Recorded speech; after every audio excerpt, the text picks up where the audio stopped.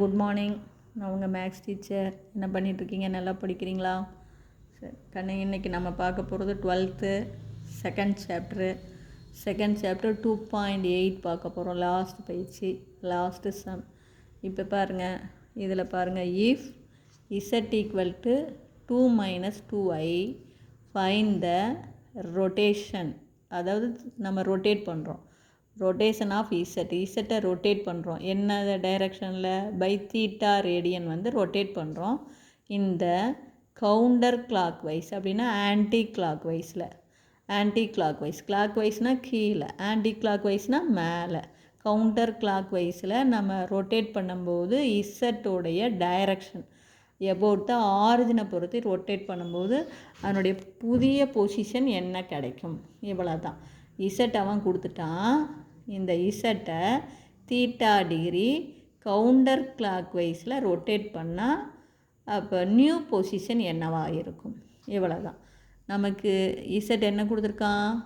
2 - 2i கொடுத்துருக்கான். கண்ணு, இந்த கணக்கில் ஒன்றுமே இல்லை, ஜஸ்ட்டு போலார் ஃபார்ம் போடுறோம். அதை அவன் கொடுத்துருக்கிற இதுக்கு தகுந்த மாதிரி இதை போலார் ஃபார்மில் எழுதி மல்டிபிள் பண்ணுறோம். இவ்வளோ தான் கண்ணு, ஒன்றுமே கிடையாது. இப்போ பாருங்கள், இசட்டு கண்ணு, நான் சொன்னது புரியுதா? கொடுத்துருக்கிற இசட்டை போலார் ஃபார்மில் எழுதணும். போலார் ஃபார்ம்னால் என்னென்ன போடுவோம்? மாடுலஸ் போடுவோம், ஆர்குமெண்ட் ஆல்ஃபா போடுவோம், பிரின்சிபல் ஆர்குமெண்ட் தீட்டா போடுவோம், போலார் ஃபார்ம் எழுதுவோம். இந்த போலார் ஃபார்மை தீட்டா ஈக்குவல் டு π/3ன்னு கொடுத்துருக்கானா, அதனுடைய போலார் ஃபார்ம் ரெண்டையும் பெருக்கணும். இந்த இசட்டோடைய போலார் ஃபார்மையும் அவன் கொடுத்துருக்க தீட்டா ஈக்குவல் டு π/3 போலார் ஃபார்மையும் மல்டிபிள் பண்ணணும். இவ்வளோ தான், ஜஸ்ட் முடிஞ்சு போச்சு. இப்போ பாருங்கள், இசட் ஈக்குவல் டு 2 - 2y. இதை பாயிண்டில் எப்படி எழுதலாம்? 2, -2. இது எக்ஸு, இது ஒய். அப்போ மாடுலஸ் உங்களுக்கு ஆல்ரெடி தெரியும். ரூட்டுக்குள்ளே x² + y². x² பண்ணால் 4, y² பண்ணால் +4. அப்போ இந்த 4 2 டைம் இருக்குது. 4 வெளியில் வந்துச்சுன்னா 2. அப்போ இங்கே ஒரு 1, இங்கே ஒரு 1, √2. அல்லது இது 8ன்னு எழுதலாம். 4 × 2ன்னு போடலாம். 4 வெளியில் வரும்போது 2√2ன்னு போடலாம். இல்லது இது ஈஸியாக பாருங்கள், 4 வெளியில் எடுத்துட்டிங்கன்னா 2, இதில் ஒரு 1 மீதி இருக்கும், இதில் ஒரு 1, அதுதான் 1 + 1 √2. அப்போ 2√2. இது புரியுதுங்களா? அடுத்தது argument. Alpha equal to tan inverse of y/x. அப்போ alpha equal to tan inverse of y பாருங்கள், -2, x 2. அப்போ தேர்ஃபோர் இதை அடித்து போட்டிங்கன்னா 1, மாலஸ் இருக்கும்போது மைனஸ் நீங்கி போய் 1ன்னு கிடைக்கும். அப்போ 1 அப்படின்னா alpha equal to π/4, 45 degree. tan 45 degree தான் நமக்கு 1. அப்போ π/4. π/4னா 45 டிகிரி. In 4th quadrant. இது எப்படி 4th குவாட்ரண்ட்? இங்கே பாருங்கள், எக்ஸு ப்ளஸ்ஸு, ஒய் மைனஸு. அப்போ எக்ஸு ப்ளஸ்ஸுனால் ரைட் சைடு, ஒய் மைனஸ்னால் டவுன்வர்ட். அப்போ 4th குவாட்ரண்ட். 4th குவாட்ரண்டில் நமக்கு தீட்டா ஈக்குவல் டு -ஆல்ஃபா. அப்போ theta equal to -alpha. Alpha π/4. அப்போ தீட்டா ஈக்குவல் டு -π/4. அவ்வளோதான், கண்டுபிடிச்சிட்டோம். அப்போ இப்போ நம்ம போலார் ஃபார்ம் போடுறோம். போலார் ஃபார்ம் அப்படிங்கும்போது என்ன பண்ணுவோம்? 2 - 2y equal to r × cos θ + i sin θ. அப்போ r மாடுலஸ் என்ன கண்டுபிடிச்சோம்? 2√2 × காசு தீட்டா -π/4. அப்போ காசுக்குள்ளே -π/4 + i சைனுக்குள்ளே -π/4. இப்போ நமக்கு நம்ம ரொட்டேட் பண்ணுறோம். தீட்டா எவ்வளோ ரொட்டேட் பண்ணோம்? π/3.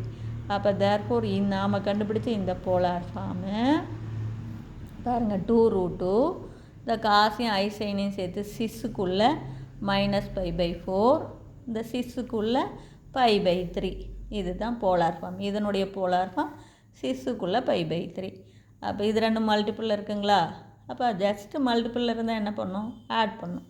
அப்போ 2√2 சிஸ்ஸுக்குள்ளே பாருங்கள் -π/4 + π/3. நம்ம டிமாவரின் தேற்றத்து பிரகாரம் மல்டிப்பிளில் இருந்தால் ஆட் பண்ணணும்.